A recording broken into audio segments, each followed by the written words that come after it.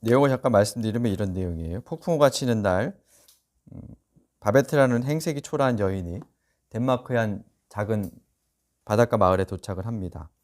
이 바베트는 프랑스 혁명 중에 남편과 아들을 잃고 쫓기는 신세였어요. 그런 바베트를 마르티나와 필리파 자매가, 할머니 자매가 맞아주고 이후로 이제 가족처럼 사랑을 베풀며 함께 지냅니다. 이 자매는 자매 아버지가 그 지역 마을의 이제 목사였는데 목사이자 정식적인 지주였어요. 근데 아버지가 일찍 돌아가시고 그 역할을 대신해요. 이제 교회가 이후 목회자를 청빙할 만한 형편이 안 돼서 두 자매가 이제 아버지 역할을 대신하면서 함께 예배도 드리고 이제 노인들을 돌보며 그리고 이제 조용하고 아주 금욕적인 그런 생활을 합니다. 근데 두 딸이 아버지의 자리를 대신하기에는 역부족이었는지 화목했던 마을 분위기가 점점 험악해져요.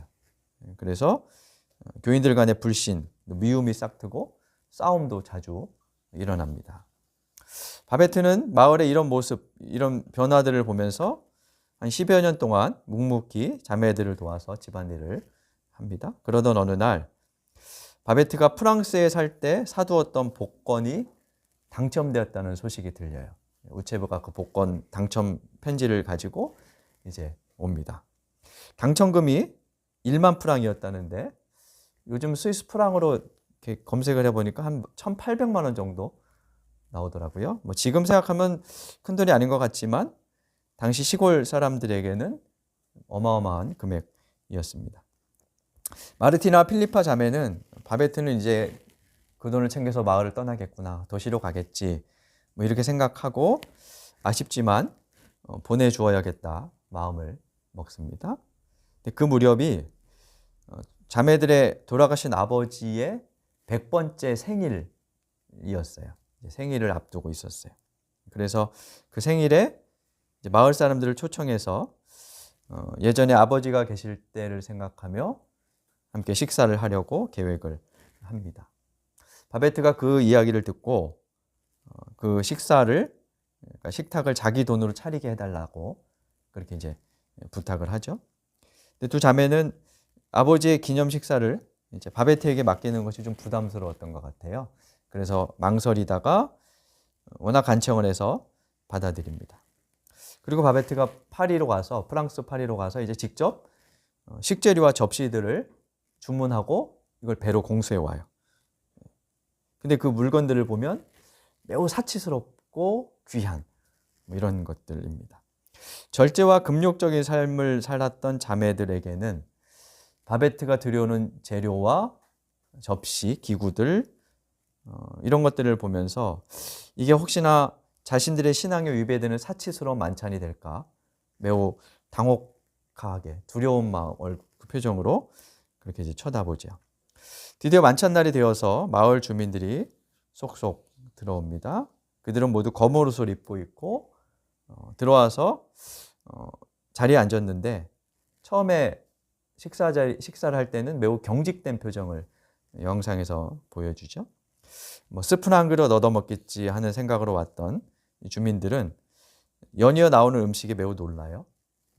거북이 스프를 비롯해서 가재 요리, 캐비어 같은 프랑스의 고급 식당에서 볼 수 있는 그런 요리들이 차례로 나옵니다.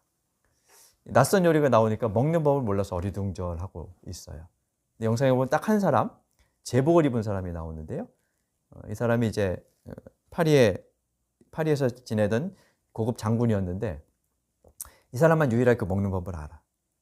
그래서 그 사람 눈치를 보면서 슬며시 따라 먹고 이러면서 이제 적응을 해 가지요.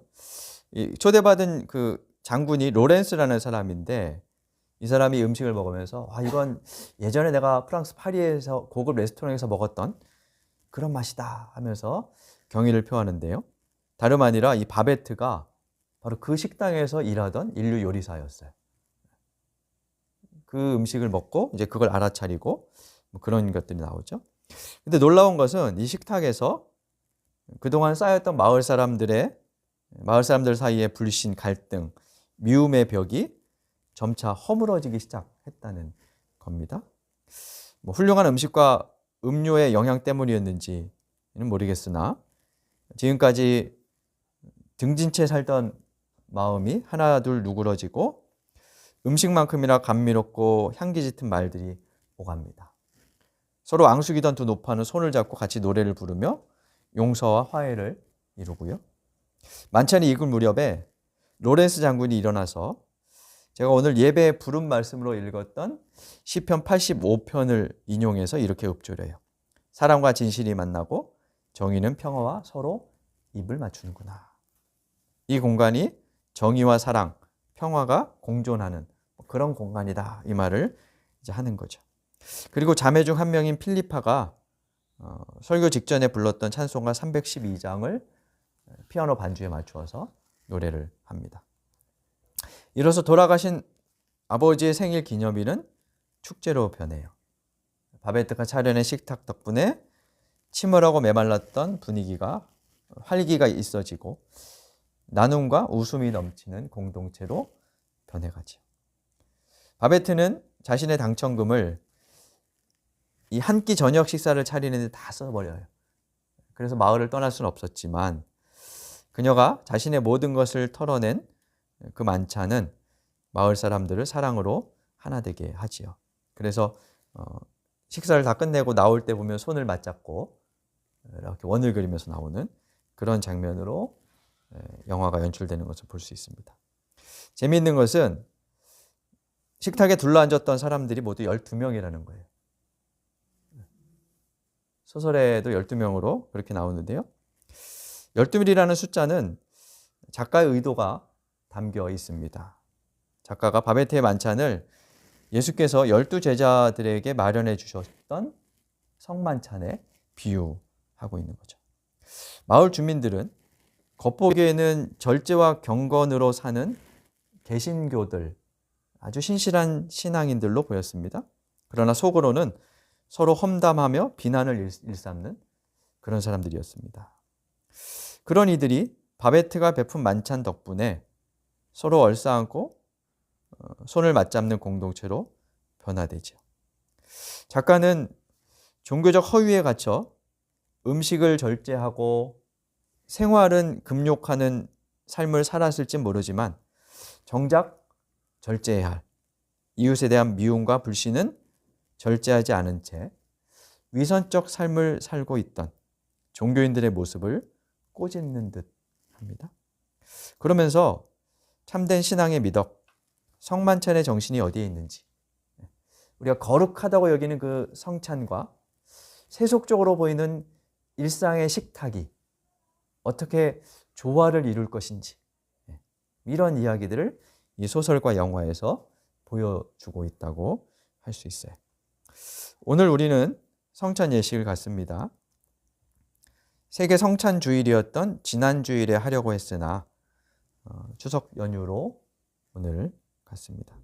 이 세계 성찬 주일은 역사적 아픔 속에서 평화의 역사로 그 역사를 바꾸기 위한 노력의 일환으로 시작되었어요. 1930년대 중반 일인데요. 1차 대전 후로 미국은 유례없는 대공황으로 혼란스러웠고 유럽에서는 독일의 나치당이 권력을 잡죠. 당시 독일은 1차 세계대전의 전쟁 배상금을 갚느라 아주 이렇게 초토화되어 있다시피 했는데 이 나치당이 정권을 잡으면서 극단적인 민족주의 정책으로 변화돼요. 그러면서 두 번째 세계전쟁을 일으킬 이제 그런 분위기를 자아내고 있죠. 그래서 세계적으로 좀 혼란스러웠던 그런 시절인데요. 그 즈음에 미국의 피츠버그의 한 장로교회 목사가 모든 교회가 같은 날 성찬을 나누자. 그러면서 그래서 그걸 통해서 그리스도 안에서 일치를 확인하자. 이런 제안을 하고 스스로 하기 시작을 합니다. 한 3년쯤 뒤에 미국 장로교 총회가 미국 전역에 전국적으로 시행을 권고했고 1940년에는 이 세계 성찬주의를 전 세계 교회에 공식적으로 제안해요. 그러니까 장로교를 넘어서 교단을 넘어서서 좀 시행하자. 이렇게 하는 거죠. 그래서 이후로 감리교, 루터교, 침례교, 성공회 등으로 확산되어서 이제 오늘에 이르렀습니다. 한국 교회 안에서는 그렇게 널리 알려지거나 행해지지 않는 뭐 그런 주일이긴 합니다만, 이 주일에 이제 성찬식이 전 세계적으로 순차적으로 행해지겠죠. 해가 뜨는 방면서 아침이 맞으면서 주일 예배를 드리면서 이렇게 이제 그러니까 성찬의 세계 일주가 하루 동안 이렇게 벌어지는 거죠.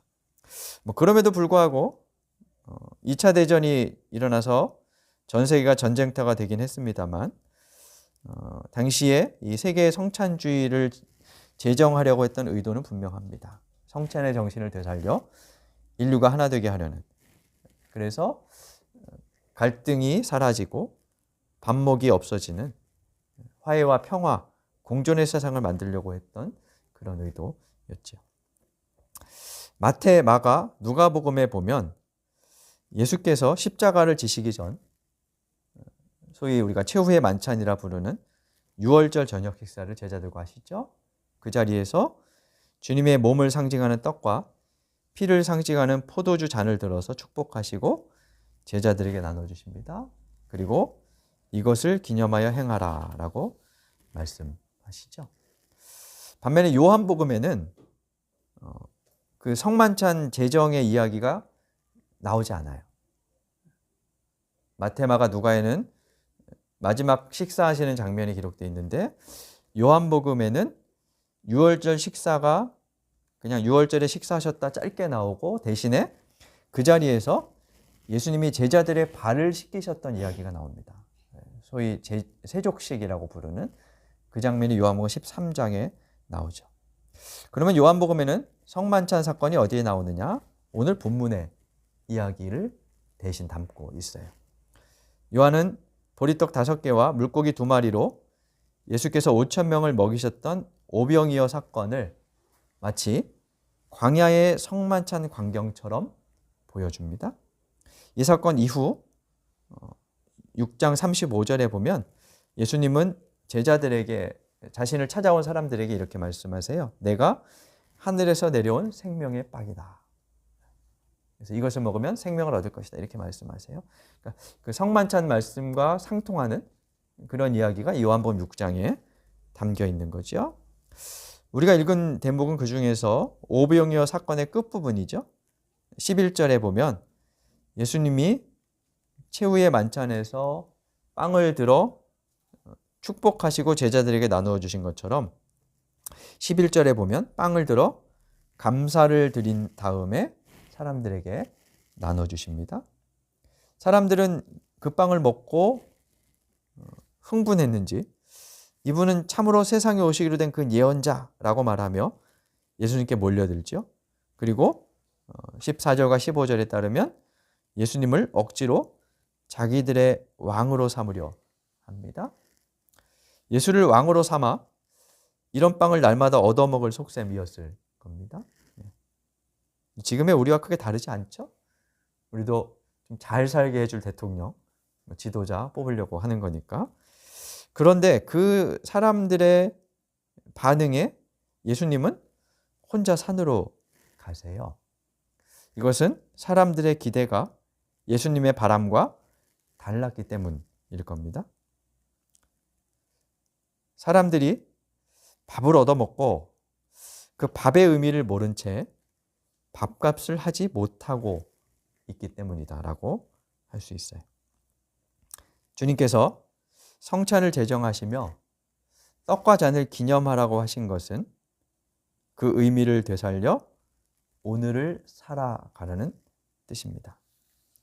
이것을 기념하라는 말씀에 따라 로마 가톨릭이든 정교회든 또 우리 개신교든 그리스도의 교회들은 모두 매주 혹은 1년에 서너 번 성찬을 행합니다.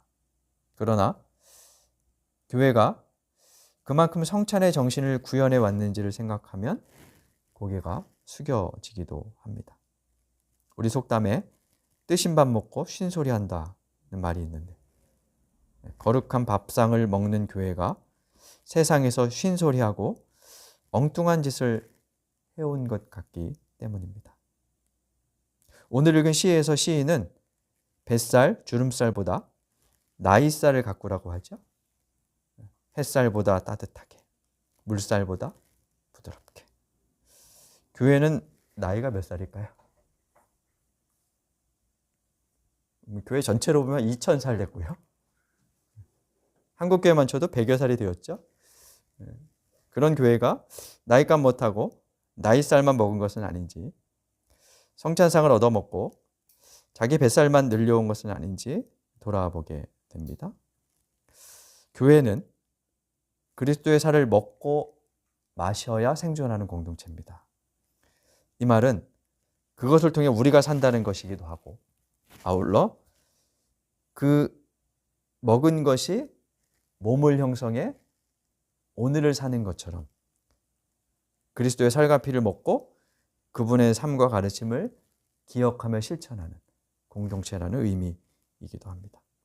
그래서 예수께서 빵과 잔을 먹고 마실 때마다 나를 기억하여라 하신 것은 그저 우리 죄를 위한 대속의 죽음을 개인적으로 기억하며 감사하라고 하는 그런 감상의 저지라는 뜻만은 아닐 겁니다. 그것이 성찬의 중요한 의미이지만 우리의 신앙이 거기에만 머물러서는 저 광야에서 빵을 얻어먹고 예수님을 억지로 왕으로 삼아 자기들의 뱃살을 늘리려 했던 군중들과 다르지 않습니다. 오늘 아침 우리도 성찬의 식탁에 참여합니다. 이 식탁에서 하나님의 은혜와 그리스도의 희생을 기억하며 감사해야 하겠습니다. 그리고 바베트가 차린 만찬 자리에서 마을 사람들의 미움과 시기가 사라지고 다시 하나가 되었던 것처럼 우리도 서로에게 세상을 향해 바베트의 식탁을 차려내는 그와 같은 일상을 사는 공동체가 되어야 하겠습니다. 저와 여러분의 그런 삶을 통해 이 땅이 더 풍요로워지고 아름다워지고 배불러질 수 있기를 간절히 소망합니다. 주신 말씀 기억하며 다짐의 기도 드리겠습니다.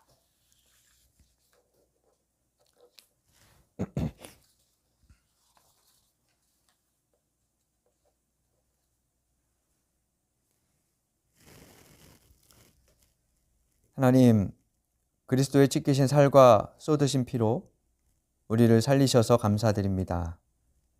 성찬의 식탁에서 그 은혜를 기억하고 기념하게 하시니 또한 감사합니다.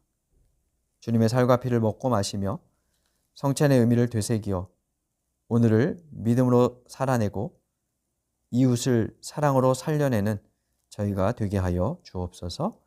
예수님 이름으로 기도드립니다. 아멘.